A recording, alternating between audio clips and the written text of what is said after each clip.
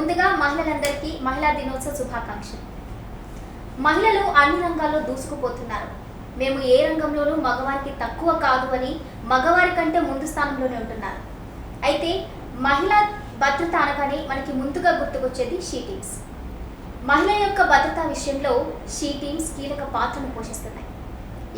అదేవిధంగా ఈరోజు మహిళా దినోత్సవం సందర్భంగా మనతో పాటు ఉన్నారు she teams DCP Lavanya Nayak Jadhav garu. ఆవిడతో మాట్లాడి మరిన్ని విషయాలు తెలుసుకుందాం.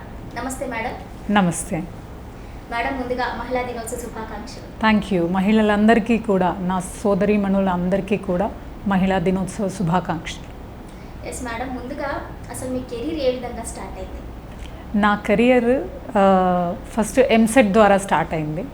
నేను ఎంబీబీఎస్ చదివి దాని తర్వాత పీజీ చేయాలి అనే ఉద్దేశంతోనే ఉన్నాను. అంతలోపు due to some personal exigencies I had to step back for a while. దాని తర్వాత నోటిఫికేషన్ రాగానే ఒకసారి అటెంప్ట్ చూద్దాము అనే ఉద్దేశంతో నేను గ్రూప్స్కి ప్రిపేర్ అవ్వడం అనేది జరిగింది. దాని తర్వాత సెలెక్ట్ అయ్యి I was surprised myself, but మొత్తానికి సెలెక్ట్ అయ్యి పోలీస్ డిపార్ట్మెంట్లోకి as a deputy superintendent of police join అవ్వడం అనేది జరిగింది. అండ్ ఈ జాయిన్ అయ్యే క్రమంలో నా మెడికల్ కెరియర్ని పక్కన పెట్టడం అనేది జరిగింది. ఫస్ట్ అటెంప్ట్లోనే మీకు జాబ్ వస్తుంది, సెలెక్ట్ అవుతాను అని చెప్పి మీరు అనుకున్నారా మేడం? ఆ కాన్ఫిడెన్స్ ఉండింది దట్ ఐ విల్ క్లియర్. ఎందుకంటే మనం ఎగ్జామ్స్ రాసినప్పుడు మనకు తెలిసిపోతుంది కదా, బాగా రాసామా బాగా రాయలేదా అని. సో ఆ కాన్ఫిడెన్స్ అయితే ఉండింది. కాకపోతే ఫస్ట్ అటెంప్ట్లో వచ్చేయడం అనేది నాకు కూడా కొంచెం ఆశ్చర్యంగానే అనిపించింది. దట్ టు షీ టీమ్స్లో ఏ విధంగా అనిపించింది? మనము సెలెక్ట్ అయ్యేది సివిల్ పోలీస్గా సెలెక్ట్ అవుతాము. షీ టీమ్స్కి నేను గత 1 year నుండి వచ్చి ఇక్కడ as DCP women and child safety wing ఉండడం జరిగింది. షీ టీమ్స్ మా యొక్క విమెన్ అండ్ చైల్డ్ సేఫ్టీలో భాగంగా ఉంటుంది. ఎక్కడెక్కడ పోస్టింగ్ చేశారు మేడం? నేను ఇంతకుముందు వరంగల్లో చేశాను, తర్వాత మహబూబ్ నగర్ ఉమ్మడి జిల్లా, ఉమ్మడి వికారాబాద్, ఉమ్మడి నల్గొండ జిల్లాకి సంబంధించిన ఇంటెలిజెన్స్కి రీజనల్ ఇంటెలిజెన్స్ ఆఫీసర్గా ఉన్నాను. దాని తర్వాత సైబరాబాద్ కమిషనరేట్లో అడ్మినిస్ట్రేటివ్ పోస్ట్లో ఉన్నాను. అడ్మిన్ అయిన తర్వాత now I was transfer to CID for 1.5 years. సిఐడిలో కూడా cyber crimes and CEIR portal, అక్కడి నుంచి మళ్ళీ ట్రాన్స్ఫర్ అయ్యి నేను హైదరాబాద్ సిటీ పోలీస్కి as DCP women and child safety రావడం జరిగింది. ఎస్ మ్యామ్, అదేవిధంగా చూస్తే ఇప్పుడు షీ టీమ్స్లో చాలా ఛాలెంజింగ్ కేసెస్ అనేవి మీ దృష్టికి వస్తూ ఉంటాయి. సో వాటిని ఏ విధంగా ఫేస్ చేస్తూ ఉంటారు మీరు? మనకి షీ టీమ్స్కి జనరల్గా వచ్చే కేసెస్ అన్నీ కూడా టెక్నాలజీతోటి ముడిపడి ఉన్న కేసెస్. చూడడానికి వినడానికి అవి ఛాలెంజింగ్గా అనిపిస్తాయి, కానీ సరి అయిన టెక్నాలజీని వాడి, సరి అయిన టూల్స్ని వాడి, సరి అయిన ఇన్పుట్స్ని వాడి మనం డిటెక్ట్ చేస్తే చాలా ఈజీగా మేము కేసెస్ డిటెక్ట్ చేయడం అనేది జరుగుతుంది. It could be human intelligence inputs, it could be technological help. అదేవిధంగా మీరు ఎప్పటి నుంచో చేస్తున్నారు, అయితే మీకు మీ కెరీర్లో ఇప్పటి వరకు కూడా బాగా ఛాలెంజింగ్ డిఫికల్ట్ కేసు అనేది ఏమైనా మీ దృష్టికి రావడం జరిగిందా? ఖచ్చితంగా జరిగిందండి. నేను సిఐడిలో ఉన్నప్పుడు సైబర్ క్రైమ్స్ చూస్తున్న క్రమంలో సైబర్ ఎనేబుల్డ్ హ్యూమన్ ట్రాఫికింగ్ అని, అందులో ఆ కేసులో ఏంటంటే youth from Karimnagar, north Telangana, Nizamabad, వీళ్ళని మీకు ఐటీ సెక్టర్లో జాబ్ ఇప్పిస్తాము, ఫారెన్ కంట్రీలో జాబ్ ఉంటుంది, ఫారెన్ కంట్రీలోనే మీరు చేయాల్సి ఉంటుంది అని చెప్పి వాళ్ళతోటే కొన్ని డబ్బులు కట్టించుకొని వాళ్ళ టికెట్లు వాళ్ళే బుక్ చేసుకుని వెళ్ళిన తర్వాత వాళ్ళు చూడాల్సిందే, వాళ్ళు సఫర్ ఎలా అయ్యారంటే వాళ్ళని తీసుకెళ్ళి కాల్ సెంటర్స్లో పెట్టి సైబర్ క్రైమ్స్ చేయించారు వాళ్ళతోటి. సో ఆ కేసు చాలా ఛాలెంజింగ్, ఎందుకంటే ఇంటర్నేషనల్ బార్డర్ అయ్యేసరికి మనకి ఆ కంట్రీకి రీచ్ అవ్వడము, ఆ అక్యూజ్ని పట్టుకోవడము, ఆ కాల్ సెంటర్స్ని బస్ట్ చేయడము, those are all need a bigger approach. ఎట్లా అంటే మినిస్ట్రీ ఆఫ్ హోమ్ అఫైర్స్ కానివ్వండి, మినిస్ట్రీ ఆఫ్ ఎక్స్టర్నల్ అఫైర్స్ కానివ్వండి, వాళ్ళ ఇన్వాల్వ్మెంట్ అవసరం ఉన్నటువంటి కేసులు అన్నమాట.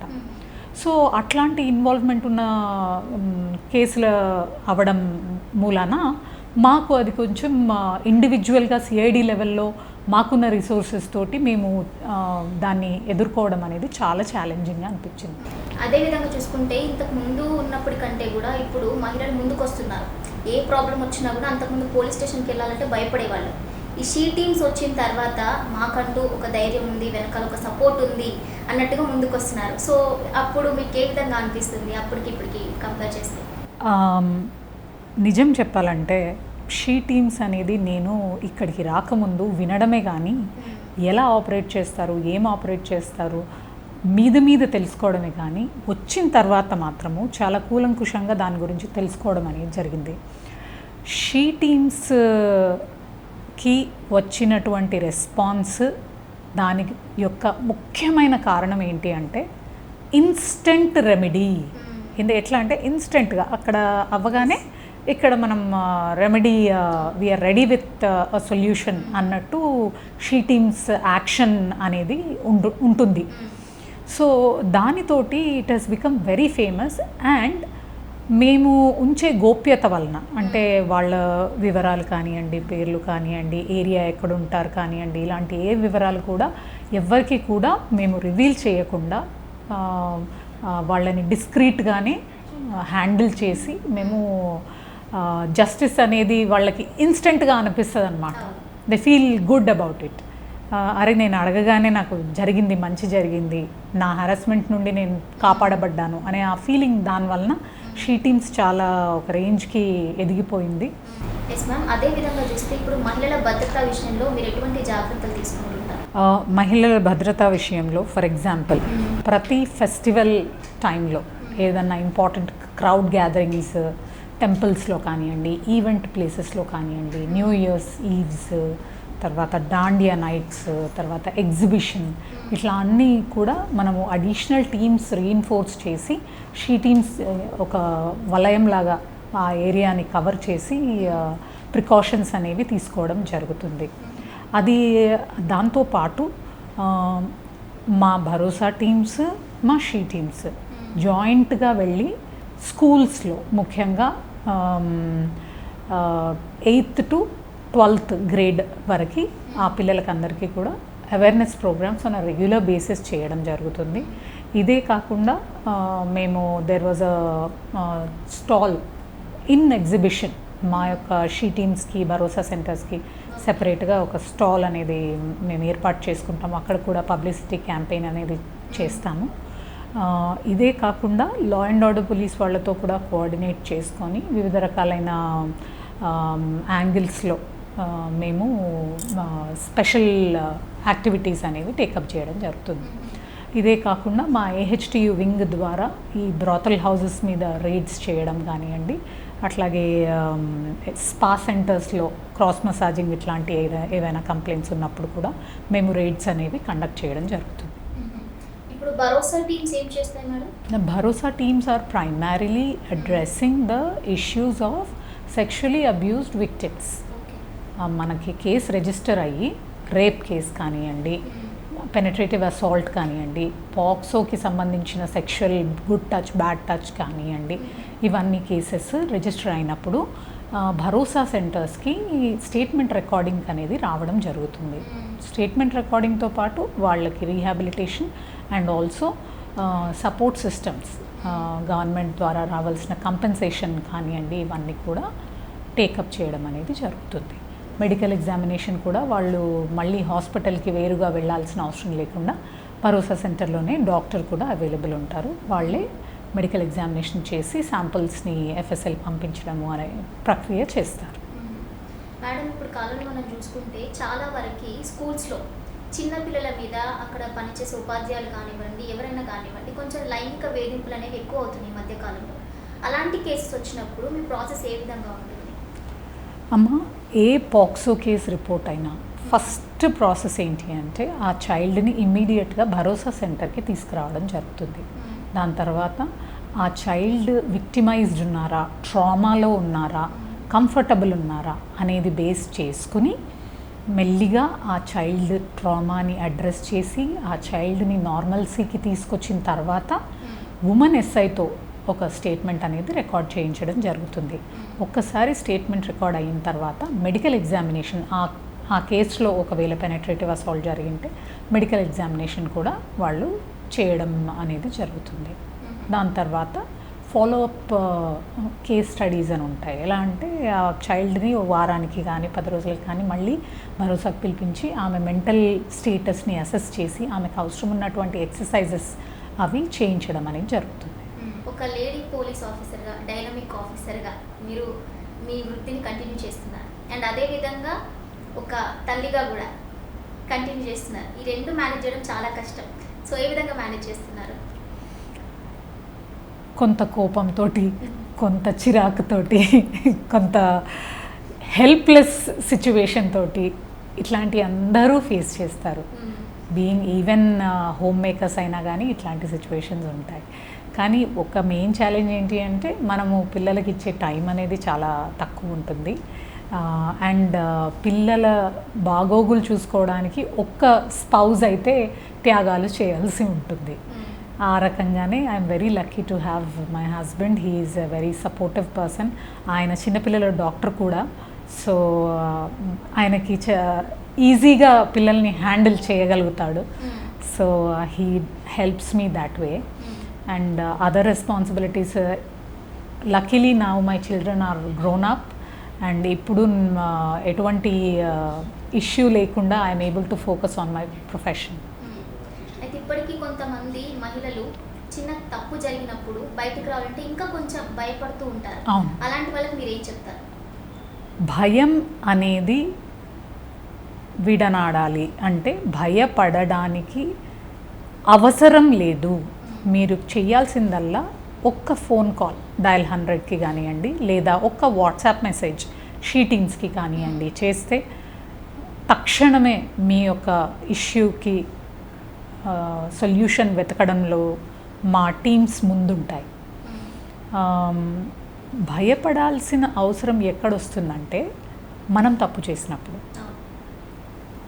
అండ్ సొసైటీలో చాలా మొట్టమొదటి నుండి కూడా ఒక అమ్మాయి పైన ఏదైనా హరాస్మెంట్, వేధింపు, ఫర్ ఎగ్జాంపుల్ ఒక వైఫ్ని హస్బెండ్ కొట్టిన, ఒక అమ్మాయిని ఒక అబ్బాయి వేధించిన, ఆ అమ్మాయి వైపు ఉన్న తప్పులను లెక్కగట్టడానికి మన సొసైటీ ముందుంటుంది. ఆ అమ్మాయి భర్త మాట వింటే ఏమవుతుంది, వినలేదు కాబట్టి కొడుతున్నాడు. ఆమె మంచికి చెప్పినా అది వాళ్ళకి నచ్చకపోతే ఆ అమ్మాయి మీదే తోసేస్తారు. ఇదే హరాస్మెంట్. జీన్స్ ప్యాంట్లు, టీషర్ట్లు వేసుకొని తిరిగితే ఇలాగే ఏడిపిస్తారు, నీకు ముందు తెలీదా అని. ఈ స్టీరియోటిపికల్, ఈ జడ్జ్మెంటల్ బిహేవియర్స్ అనేవి సొసైటీలో చాలా ఉంటాయి. కానీ సమాజం ఎదుగుతుంది, మనం ప్రోగ్రెసివ్గా ఆలోచించాల్సిన సమయం వచ్చింది. ఎందుకంటే వేరే దేశాలు, చిన్న చిన్న దేశాలు, సింగపూర్, మలేషియా, ఇవన్నీ ఎక్కడికో ఎదిగిపోయాయి. వాళ్ళ జీడిపీలు చాలా బాగా పెంచుకున్నాయి. ఎందుకంటే దే ఆర్ వెరీ ఇంక్లూజివ్. మన దగ్గర విమెన్ని ఆ భయం అనే వర్డ్ తోటే, ఆ గిల్టీ అనే ఫీలింగ్ తోటే వాళ్ళని ఇంటి వరకే లిమిట్ చేస్తున్నాం. కాబట్టి ఇట్లాంటి సమస్యలు, అంటే భయపడడం, ముందుకు వచ్చి కంప్లైంట్ చేయాలంటే ఏమైపోతుందో అనే ఒక అపోహలలో ఉండడం, ఇవన్నీ కూడా జరుగుతాయి. కాబట్టి there is no need to panic, there is no need to fear, there is no need to over think about it. ఆలోచించండి. మీకు పోలీస్ యాక్షన్ తీసుకుంటే మంచి సొల్యూషన్ వస్తుంది అనిపిస్తే అప్రోచ్ అవ్వండి. లేదు పోలీస్ యాక్షన్ లేకుండా నేను హ్యాండిల్ చేయగలుగుతాను అంటే యూ కెన్ ఆల్వేస్ హ్యాండిల్. కానీ హరాస్మెంట్ని కానీ, వివక్షను కానీ, అబ్యూస్ని కానీ భరించాల్సిన పని ఈ రోజుల్లో అమ్మాయిలకి లేదు. That is very clear. Yes madam, మీరు చెప్పినట్టు నిజంగానే ఇప్పుడు కొంతమంది పోలీస్ కేసు అంటే భయపడుతూ ఉంటారు. అంటే పోలీస్ కేసు అంటే ఎన్ని రోజులు తిరగాల్సి వస్తుందో, పోలీస్ స్టేషన్లో చుట్టూ తిరగాల్సి వస్తుంది అని చెప్పి అది ఒక అపోహ ఉంటుంది ప్రతి ఒక్కరిలో. నిజంగానే అసలు దాని గురించిన క్లారిటీ ఇవ్వండి. షీ టీమ్స్కి ఒకవేళ ఒక పిటిషనర్ వస్తే యావరేజ్గా 2 weeks లోపు we try to find a solution for it. Either we get a case registered are we take book a petty case and ensure that punishment is given. So ఈ 2 she టీమ్స్కి సంబంధించి. ఇది కాకుండా ఒక POCSO case ఏదైతే ఉందో, అంటే చిన్నపిల్లలపై వేధింపుల case ఏదైతే ఉందో, యావరేజ్గా 6 months to 2 years లోపు ట్రయల్ కూడా కంప్లీట్ అయ్యి కన్విక్షన్స్ వచ్చినాయి, చాలా కేసులు ఉన్నాయి. అంటే మన సిస్టంలో fast track investigation, fast track trial, ఈ రెండు పోక్సోకి సంబంధించిన కేసుల్లో ఖచ్చితంగా పాటించడం అనేది జరుగుతుంది. ఇటు పోలీస్ ఆఫీసర్స్ కానివ్వండి, దానికి డెడ్ లైన్ ఉంటుంది. Within 60 days we have to file a charge sheet. అంతకు మించి మేము డిలే చేయడానికి ఉండదు. అండ్ నెక్స్ట్ వచ్చేసి ట్రయల్ కూడా మ్యాక్సిమం విట్నెస్లు అందరూ సపోర్ట్ చేస్తే 6 months లోపు కూడా కన్విక్షన్స్, ట్రయల్స్ కంప్లీట్ అయ్యి కన్విక్షన్స్ వచ్చిన కేసెస్ ఉన్నాయి. మీరు ఇంతకుముందు అన్నట్టుగా ఒక అమ్మాయి ముందుకు రావాలి అంటే, సమాజం ముందుకు రావాలి అంటే తనకి ధైర్యం ఉన్నా కూడా సమాజానికి భయపడి వెనుకడుగేసే పరిస్థితుల్లో మనం చూస్తున్నాం. ముందుగా సమాజంలో ఎటువంటి మార్పు రావాలి అంటారు? సమాజంలో మార్పు గురించి మాట్లాడే బదులు మనము ఎవరైతే ఈ ఇంటర్వ్యూ చూస్తున్నారో వాళ్ళందరినీ కూడా నేను రిక్వెస్ట్ చేసేది ఏంటంటే, ఫస్ట్ మన మైండ్ సెట్ని మార్చుకోవాలి. ఒకప్పుడు మా ఇంటికి ఒక పెద్ద మనిషి వచ్చాడు. పెద్ద మనిషి వచ్చి మా ఫాదర్తో చెప్తున్నాడు, ఆయన నాది అప్పుడే 10th class క్లియర్ అయ్యింది, I was waiting for intermediate. అప్పుడు ఆ అమ్మాయి వయసుకు వచ్చేసింది కదా, పెళ్లి చేసేయి అని చెప్పి మా నాన్నగారికి హితబోధ చేశాడు ఆయన. అయితే మా నాన్న ఫస్ట్ ఏమో నాకు మంచినీళ్ళు తెచ్చివ్వమ్మా పెద్ద మనిషి వచ్చారు అంటే వెళ్ళి తీసుకెళ్ళి ఇచ్చాను. ఇచ్చిన తర్వాత ఆయన ఈ డైలాగ్ కొట్టిన తర్వాత ఆ గ్లాస్ ఆయన ముందు నుండి పక్కకు తీసి పెట్టి నువ్వు బయలుదేరి ఇంకా అని చెప్పి అంత పెద్ద మనిషినైనా మా నాన్న పంపించేశారు. అంటే వాట్ ఐ సీయింగ్ ఈజ్, సొసైటీలో నాట్ ఓన్లీ ఈ క్రైమ్స్ రిలేటెడ్ కానీ ఇదంతా ఓకే, కానీ సొసైటీలో ఆ బేసిక్ మైండ్ సెట్, ఆ పేట్రియార్కియల్ మైండ్ సెట్ అనేది ఏదైతే ఉందో అది చేంజ్ అవ్వాలి. ఇది చూస్తున్న వాళ్ళందరికీ నేను ఒకటే చెప్తున్నాను, be progressive and think in a neutral sense. I'm not saying you think matriarchally. Patriarchy పండినంత అంటే ఉన్నంత సిస్టమ్ మేట్రియార్కీలో ఉండకపోయినా women are not looking for matriarchy. మాకు పవర్ కావాలని మేము అనట్లేదు, we should be included in everything అనేది మేము అడగడం అనేది జరుగుతుంది. అందులో భాగంగానే సమాజంలో ఈ మార్పు అంటాం కదా, ఫస్ట్ విమెన్లో కూడా ఆ మార్పు రావాలి, వాళ్ళ స్టీరియోటిపికల్ థింకింగ్ కూడా చేంజ్ అవ్వాలి. ఈ మెసేజ్ ఏదైతే ఉందో అది because my father was a man, he could ask that fellow to get out of the house. అదే మా మదర్కి అతను చెప్పుంటే మా మదర్ ఒక థాట్ ప్రాసెస్ అయితే బిగిన్ అయ్యేది ఆమెలో. అంటే అట్లాంటి థాట్ ప్రాసెస్లు మాత్రం అస్సలు మీరు ఎంకరేజ్ చేయొద్దు. పిల్లలు ఎన్ని తప్పు పనులు చేసినా వాళ్ళకి అండగా ఉంటూ వాళ్ళకి సపోర్టివ్గా ఉండి ప్రోగ్రెసివ్ సైడ్ వాళ్ళని నడిపించాలి, కానీ రిగ్రెసివ్ థింకింగ్ అనేది ఉండకూడదు. అయితే ఇప్పుడు యూత్ ప్రతి ఒక్కరు కూడా, విద్యార్థులందరూ కూడా ఒక గోల్ని నిర్ణయించుకుంటారు, కానీ ఈ మధ్య అందరూ కూడా సెల్ ఫోన్స్కి అడిక్ట్ అయిపోతున్నారు. ఒక గోల్ అనేది, అసలు జీవితం మీద ఇంట్రెస్ట్ లేకుండా చదువు అనేది కొనసాగుతుంది. మరి అలాంటి వాళ్ళకి, విద్యార్థులకి మీరు ముఖ్యంగా ఇచ్చే మెసేజ్ ఏంటి? విద్యార్థులతో పాటు వాళ్ళ ఫ్యామిలీస్కి కూడా నేను ఇవ్వదలుచుకున్న మెసేజ్ ఏంటంటే, limit your screen time. Zero screen time is not a solution. Limit your screen time. Whether ఇప్పుడు for example if you're preparing for civils, మీరు న్యూస్ ఛానల్స్ చూడండి, అందులో బైట్స్ చూసుకుంటూ కూర్చోకండి, ఎందుకంటే it will easily distract you into different app. అదే మీరు proper news channel చూసి, ప్రాపర్ న్యూస్ పేపర్ చదివి, ప్రాపర్గా మీరు ప్రిపేర్ అయితే you will head into a right direction. లేదు అదే సెల్ ఫోన్ పట్టుకున్నామంటే ఒక యాప్ తర్వాత ఒక యాప్. ఫర్ ఎగ్జాంపుల్ నేనే ఉన్నాను, నేను ఫోన్ ఓపెన్ చేసిన తర్వాత నేను ఎంత అడిక్టెడ్ టు స్క్రీన్ అయిపోయానంటే, ఫస్ట్ ఏదైనా మెసేజ్ వచ్చిందా, ఏమైనా మెసేజ్ మిస్ అయిపోయానా, ఏదైనా జరిగిపోతుందా, ఆ యాంగ్జైటీ అనేది because of my job and it's profile నాకు అనేది కలుగుతుంది. కానీ ఇదే సేమ్ కైండ్ ఆఫ్ యాంగ్జైటీ ఒక చైల్డ్లో ఒక గేమ్ ఆడినప్పుడు వస్తుంది. కానీ నాకు విచక్షణ ఉంది, being an adult, being a 40+ women, నాకు ఆ విచక్షణ ఉంది. నేను ఎంతసేపు యూజ్ చేయాలి, ఎంతసేపు. పిల్లల్లో ఆ విచక్షణ ఉండదు, వాళ్ళ ప్రీ ఫ్రాంటల్ కార్టెక్స్ ఇంకా డెవలప్ అయి ఉండదు. సో వాళ్ళకి ఆ విచక్షణ రావాలి అంటే మనం ఫ్యామిలీలో ఒక రూల్ పెట్టుకోవాలి. It should include every member of the family. Limit your screen time to 2 hours per day.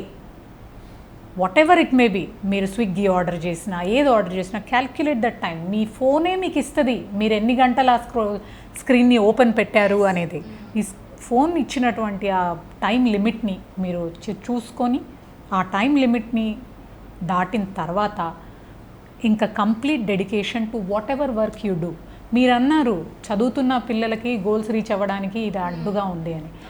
You will not believe me, young professionals అండి, కొత్తగా జాబ్లో జాయిన్ అయిన వాళ్ళకు కూడా ఈ ప్రాబ్లం ఉంది. 24 గంటలు ఫోన్లో ఉండేసరికి వాళ్ళ మెయిన్ టార్గెట్ ఏదైతే వాళ్ళు జాబ్లో చేయాల్సిన పనులు ఉన్నాయో అవి ఇగ్నోర్ చేస్తున్నారు.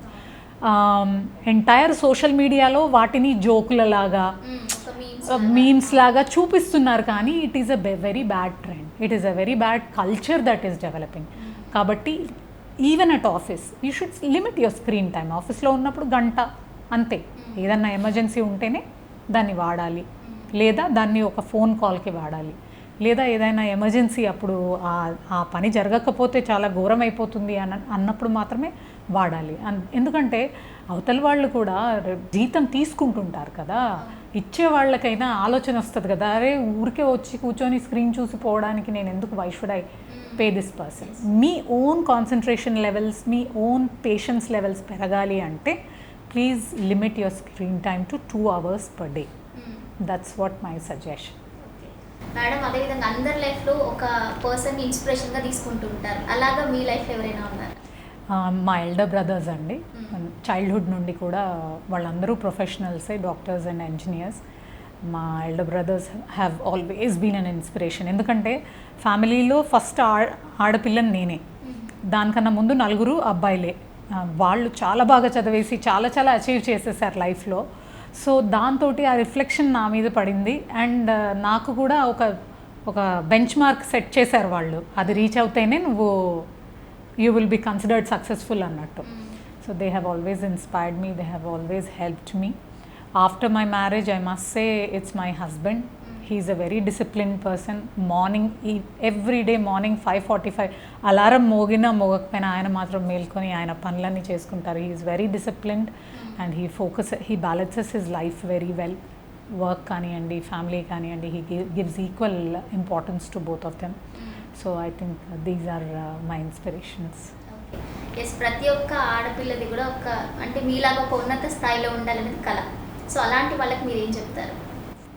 ఉన్నత స్థాయిలో ఉండాలనే కళ కనడం ఎంత నిజమో, దాన్ని సాధించుకోవడానికి మీరు చేయాల్సినటువంటి ప్రయత్నం కూడా అంతే నిజం.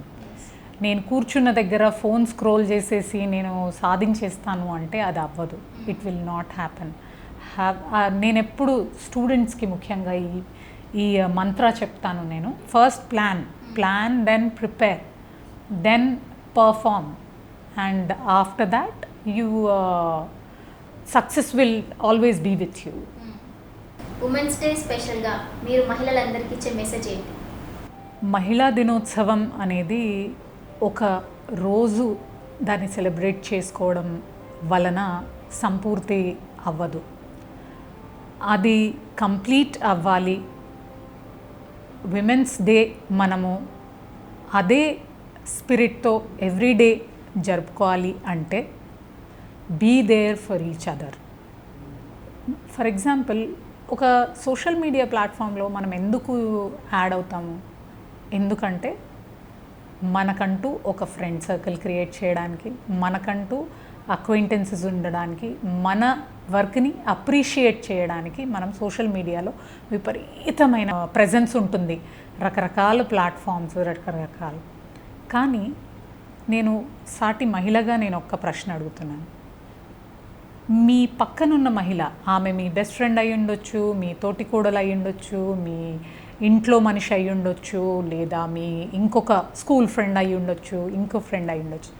మీరు వాళ్ళ కష్టాన్ని గుర్తెరిగి ఎప్పుడైనా వాళ్ళకి సపోర్ట్ చేశారా? ఆ ఒక్క ప్రశ్న మీకు మీరు వేసుకోండి. విమెన్స్ డే అని ఇండివిజువల్గా మనం ఇలా మాట్లాడడం బదులు కలెక్టివ్ ఎఫర్ట్ తోటి ఒకరికి ఒకరం సపోర్ట్గా ఉంటూ సమాజాన్ని ప్రోగ్రెస్ వైపు తీసుకెళ్ళాలి అనేదే నా యొక్క message today. Be there for each other. Thank you ma'am, thank you so much. మహిళా దినోత్సవం రోజు మీరు మాకు అదేవిధంగా మా వ్యూయర్స్కి చాలా చక్కటి విశేషాలు తెలియజేసినందుకు thank you so much. Thank you, thank you, thank you. చూసారు కదండి, ఇది వాటి స్పెషల్ ఇంటర్వ్యూ. మరో గెస్ట్తో మళ్ళీ కలుద్దాం. అంటే కీప్ వాచింగ్ స్వతంత్ర.